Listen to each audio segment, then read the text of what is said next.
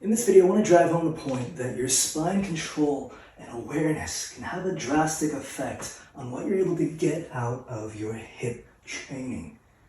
Okay, for instance, let's say you have a habit of holding your spine like this, where you're cranking your shoulders back and down all the time. This is what you're sort of stuck in, and this is what you try to come back to every time that you stand up out of a bent over position. Okay, do you see how when I stand up like this, it affects how much I'm able to get from my hips? You see how my hips, they aren't fully straightening like this? So to stand up from your hips, you then gotta become aware that, oh, I keep doing this, I keep holding myself like this. Okay, can I let go of that? And then move from my hips instead? So that's just one instance of how spine control and awareness can have a direct effect on what you're able to get out of your hip training. Okay?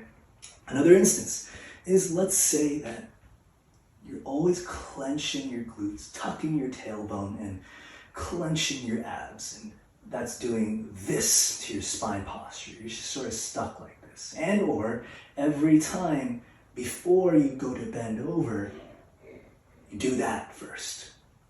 Okay, do you see what's going on here? You see how I'm not able to properly lengthen my glutes. And what does it have to do with anything? Well, okay, think of it like your bicep. When you're doing a bicep curl, in order to get the most out of your biceps, you gotta let them lengthen properly, right? Like, you wouldn't just do this and then, okay, that's my bicep curl. You wouldn't do that, right? You wanna get this going so you can get the most out of your bicep.